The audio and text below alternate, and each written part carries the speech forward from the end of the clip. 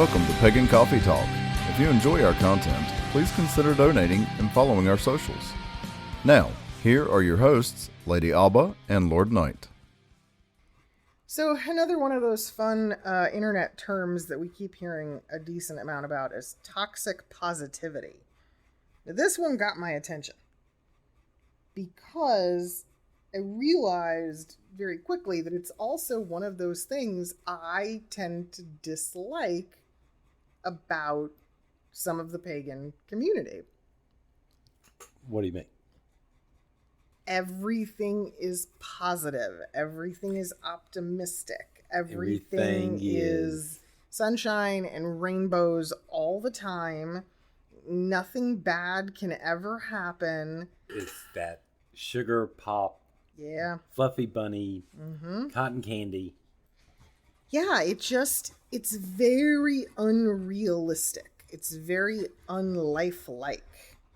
And I wonder, because whenever I encounter somebody who is overly positive like that, are they realistic about the world and about what actually happens? Are they using that positivity to avoid what's really going on or what has the potential to happen? Or are they leaning more towards that side of saying, hope for the best, expect the worst kind of thing? Or is this a cover-up because you're actually depressed? Yeah. You with me? That extreme opposite reaction to... Oh, yeah. But also, it's what happens if you start to teach other people this or expose them to it too regularly, right? They start to believe it. And toxic positivity can be just as bad as toxic negativity, right? Someone who's always optimistic about everything. Honestly, most people just want to tell them to shut up. Right. But yes, I can see where, again, from a religious place, it can have a really, really negative influence on somebody's life. But I keep on seeing this thing in our society where it seems like people are starting to believe that they should never be sad. They should never be upset. Oh, yeah. Good vibes only. It's almost like we've entered an era where, because people do tend to lean towards being a bit depressed and having some imbalances, that the combat is to pretend it doesn't exist. Right. That's a terrible idea. We see it a lot too with people who are like, I never get angry. I don't get angry. I don't yell. I don't do because it's so negative. It's so bad for you. Is it? Why? But it's different when you're sitting there going, I don't do the yelling. I don't do this stuff because it's just non-productive. Yes. It's a little bit different stance versus, yes, I don't want to deal with the negativity. I don't want to have to, I have this conflict I have to do. It's avoid and deny. Right. Avoid and deny, avoid and deny. And that's the problem. We can't avoid everything. We can't avoid certain issues. I also liken it to people who really kind of go, well, God will provide when, the shit hits the fan. It's the whole God take the wheel. Yeah. Mentality, the whole 9 yards. But I always counter that with, but what do you have to do to support that? Right. Because I think it's funny. I always joke in the car. I go, I can drive or I can navigate, but I cannot do both. So if God just took the wheel, are you navigating? Right? Like, what are you doing? What's your job in all of this? You better read a map at the very least. Something. Yeah. We keep on telling people, you have to be an active part of what in the world's going on. You do a spell for a job. It does no good. Nobody's going to come to your door, knocking on your door to give you a job. Yeah. You have to go out, put out resumes, go on interviews, and Yeah. apply. Absolutely. Again, Otherwise, this is the same thing by being too positive, by ignoring the problem. Yeah. But we do see this a lot in the pagan community. I also see where this and marijuana use have an overlap, because there are people who just stay so perpetually stoned. They're happy all the time, or they don't care, right? They're in a very mellow, very zenned out kind of place, and it's like, hey, that's cool, but are you avoiding life this way? Right. Are you doing this not to be part of the community? Right. And then some people just go, well, no, I do this so I stay calm. But you know what? Sometimes you don't need to be calm. Again, this is that thing I keep on saying. People want to avoid bad emotions. Yeah. People, I've seen it a lot here lately, is people think they need to take a pill so they're never depressed. We are very wired to only go towards what is rewarding and what feels good. Yes. We don't want to engage what feels bad. But rational mind, we have to acknowledge it exists for something. What is it? And how does it benefit us instead of always focusing on the negative? Now, I see the same thing like with when you exercise. Your muscles are sore. Right. And a lot of people go, oh, well, then why exercise? Right. I don't want to exercise. I don't want to exercise if I'm going to be because sore. Stamina, and endurance. you have to explain to them over time that soreness will go away. Learning does the same thing. When you first get it, it's going to be upsetting. It's going to bother you. But that's you going through the learning process. It is. And I sadly think a lot of people are at a place where they believe that avoidance is better than therapy. Yes. Right? If I just deny that the emotion or the thing even exists, it's fine. I don't have to pay for a therapist to help me work through it. It's like, oh, is that really wise? I mean, especially when you actually have real problems. Right. The other thing is this, and this is where I think the discussion turns. I don't believe you can have a priest or a priestess running a group who is always that optimistic. No. Because realistically, if people are coming to you with their problems, and you're not going to get the correct advice. You're not going to get the correct advice, but more importantly, though, who wants to talk to that person?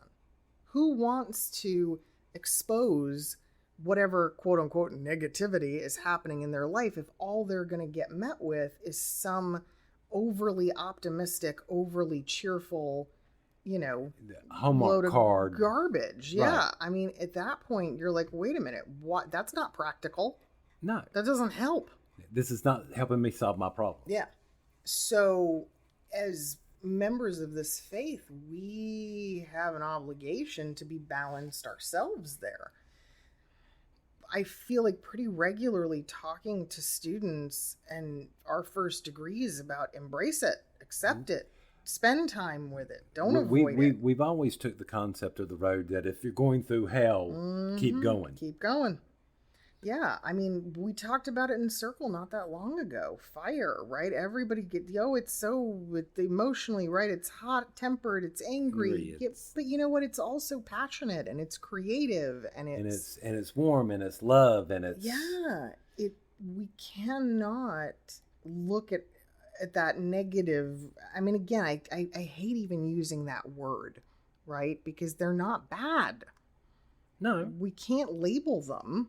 It's just an emotion. But you can have too much of one. Yes. And either is not great. But yeah. Again, back to balance. Mm-hmm. Yeah, but toxic positivity is, it's growing a lot. We're seeing more and more and more and more of it. Now, could this be a reaction from or a reaction from when we were kids and the whole grunge and we were angry all the time? I'm being serious. Yeah, I think it is. It's funny. It's a cyclical thing. And I do believe that there's a generational gap here. Gen X, by definition, we're broody. We're distrusting.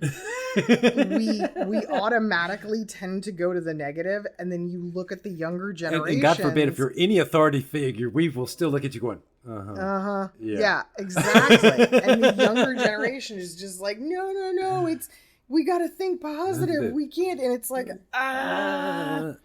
yeah. So it can seem on the surface when we're faced with that, especially like in families, right?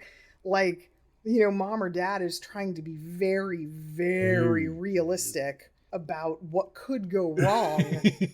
And their offspring is just going, la, la, la, la, la, la, la, everything's going to be fine. Yeah. Yeah. No, I'm going to go out and party with my friends and have a couple of drinks. Nothing bad will ever happen to me. I'm special. Yeah.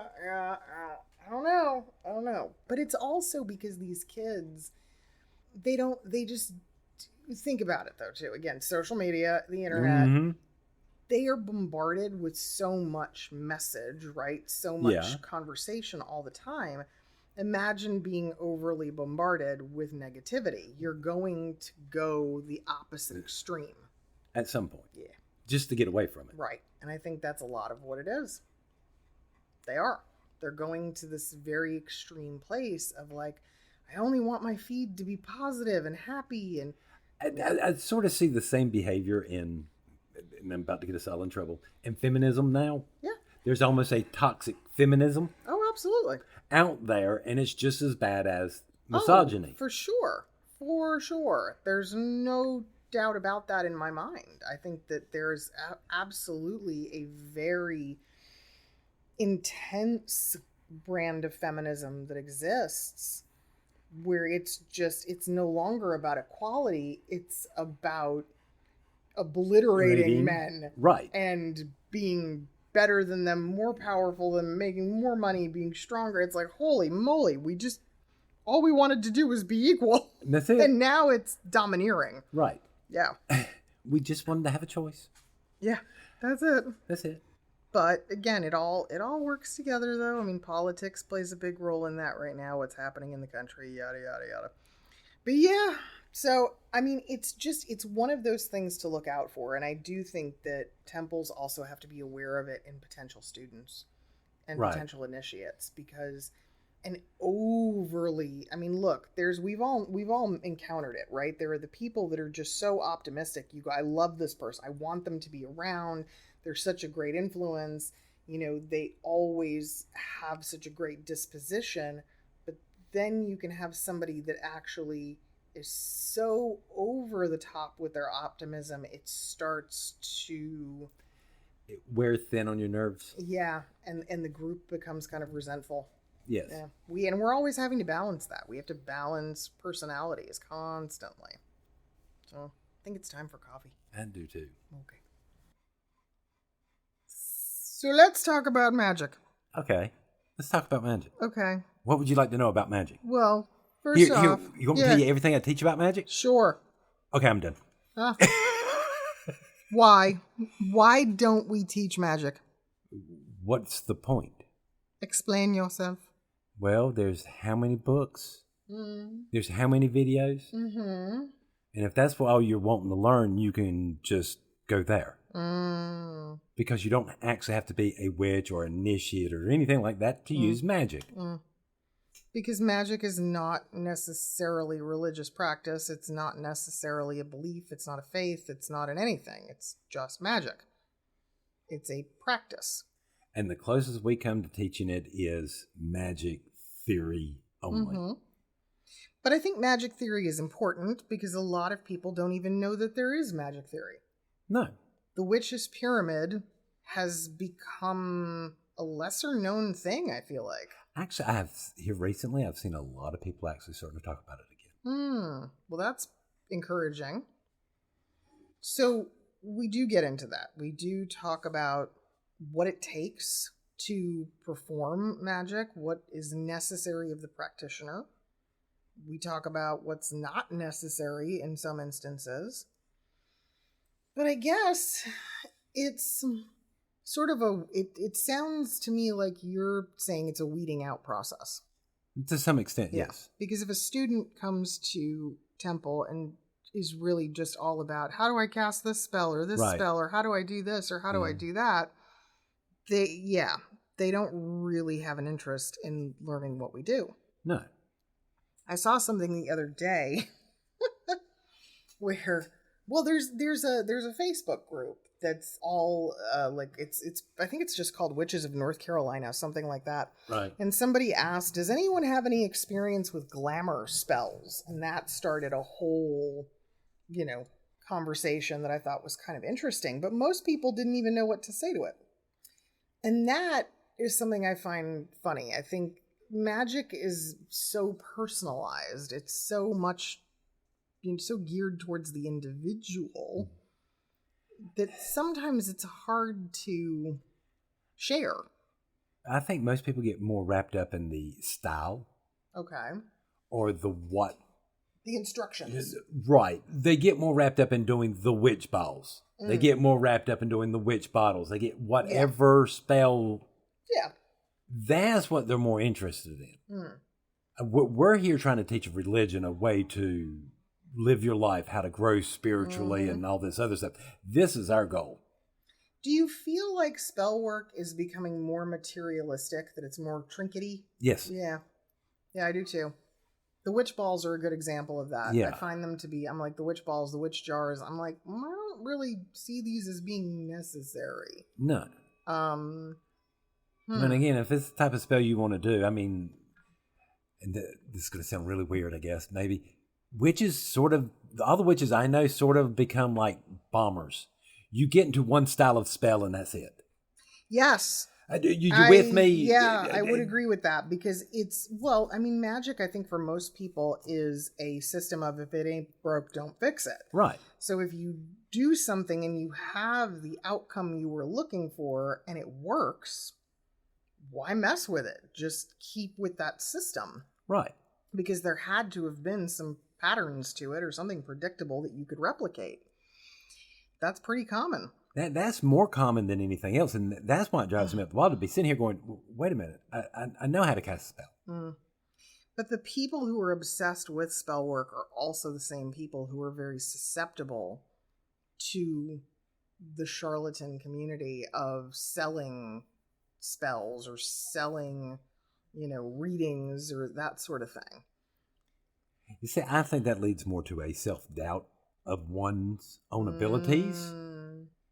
Are you with me? Oh, yeah, for sure. We're seeing a huge lack of confidence in the spiritual world right now. I think that most new witches are, they're very, very self-conscious. They don't trust their own abilities. They have, in many instances, very wisely heard the warnings, though. Yes. They've listened, but they almost took it too far. It's like they're afraid to do anything. Right. Because they think it's going to backfire or have a negative outcome. And most backfires are not what most people think they are. No. I have yet to have a colorful fireball go poof and, black smoke and no. It's a learning experience like anything else. Every time a spell fails, you have an opportunity to fix something about yourself. Yes, and to determine what went wrong and how you can avoid it next time. The only way you become a proficient mage is to keep at it. But the irony of that is I find more and more and more that I don't even do it. I don't bother. No. I find less of a need for spell work in my day-to-day. True. And I think that's interesting. When people hear us say that, they're like, what? Why? What's the point? Yeah. I mean, don't get me wrong. I get up each morning and I do my little morning prayer, whatever. But why, yes, there is some magic involved. It's not. Yeah. To me, it's an extreme measure. Yeah. It really is. It's almost a last resort in some instances. And even then I do a lot of deliberating. Do I really want to do that? Well, it's trying to explain to people, okay, magic works like this. It's like throwing a pebble into a river to change the current ever so slightly to where you want it to go. Right. All right. But if you screw up, do you know how much more you're going to have to mess up and destroy to get that one particular stone back out? Yeah, that's true. How muddy the water gets and all this other stuff. That is a really good point. Because more and more of these people are doing things not knowing what they really need. Well, what do you think is needed? Or is that it? It's going to vary based on the individual. It's probably going to vary on the individual. How many times have you ever done a spell for a true need? Something you knew you needed and had no choice and you're at that end. How often do them spells fail? A lot. I mean, but over the years, collectively. Yeah. Now, less so, for sure. But again, I think my first reaction is always, what do I need to do differently? What do I need to fix, not how do I get magic to I think in our religion, we finally get to a point to where we're like, okay, you know what? If I do maintenance on myself, just like I do maintenance on my house, I'm not going to have a problem. I'm not going to have an accident. I know when the stove's going to go out. I know. Yeah. Because I'm doing those maintenance. I'm doing them checks. I think we become more observant as well. We become a lot more aware of what has the potential to go wrong and how to get ahead of it. There's how many years we've had of things going wrong? Yeah, no kidding. I mean, how many times has your car broke down at the most inopportune moment? Of course. I mean, that's life. Yeah, it's not too different. We go through these kind of spiritual maintenance checkpoints, and we hopefully become wise enough that we start to see ahead. But that's not always the case. And I think, young practitioners are the ones who are very, very magic oriented. And the older we get, we're just like, it's fine. Well, when you sit there and you see these people doing a spell a day. Yipes. Seriously, there are challenges. That's right, there are books. There are challenges going around where, people on YouTube and stuff, we're going around doing a spell a day. Yeep. That's wild. That's a lot of energy. That's a lot of effort. Wow. That's a lot of meddling and... There's also a dilution that has to take place there. Because how many spells can you have floating in the ether before you've divided yourself too much? Nothing's going to work. Or they start to interfere with one another. Right. Oh, wow. Yeah, I hadn't even heard about that. So again, this is a problem we have in our community. I'm curious to know how many people take advantage of that, though, where they go, if your spell a day isn't working, here, let me fix it for you for however many dollars. Do you know how many ones I sit there going, your energy's low? Yes. Your chakras need to be realigned. Or how to make your spells more effective, or your spells not as effective as they used to. Why did they stop working? I see a lot of these too. Yipes. That's not good. Because these people are doing a spell a day. Wow. Because some people have this thought that, well, again, magic's like a muscle. The more I use it, the better I'll get at it. Yes, but you also need to break. Yeah. And you need a little bit of separation, and you need a chance to charge, and there's a lot. Holy cow. Wow. You just blew my mind with that one. Yipes. So this is what I really have a problem on in our community, because again, just like you're just seeing the tip of it. It gets a whole lot worse. Wow. I've sat here and listened to the whole podcast. That's all they ever talk about, or spells this and spells that. And you're right. There's so many books. There's so many folklores. There's so many. Yeah.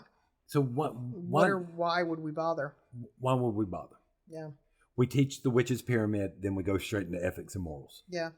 I will say that, though, throughout a group or a coven, there is a sharing of magical ideas that tend to happen between the practitioners. Yes. But it's not necessarily part of a class. It's not part of...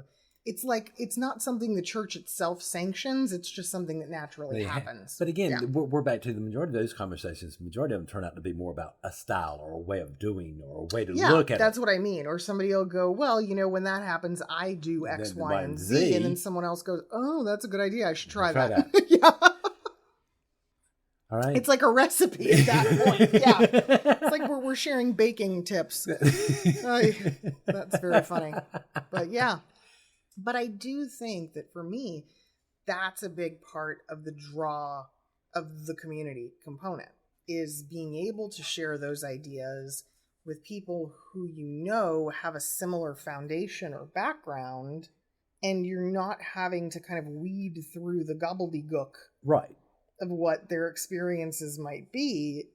So yeah, it becomes easier to take the advice or to try the thing that they're talking about.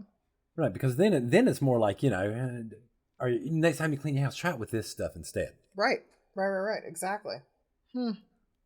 That's kind of wild. I think it's wild that this is the way we treat it. But yet when we look at the younger community and see what they're doing, we're kind of like, guys. Yeah. I also think that there's still very much the people who tend to lean towards practical magic, and that's more of a folklorist thing.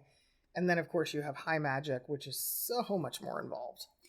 Now, I'm not putting this in the category of that fresh new witch. Okay. Who does all the, maybe not a spell a day, but every other week, they're sure. like, I'm going to. Sure. We overlook those. That's that growing process. Yeah, I agree with that. I'd love to hear everybody's thoughts on it, because as far as I know, most other groups don't teach it either. No. It's not really, it's a to each individual sort of thing. And I think that's what most people have a problem with groups or temples and stuff like this, is they don't seem to understand that this is where our focus is, not on the magic. Yeah, but I mean, at the same time, there are other groups that I'm well aware that they do collective magic.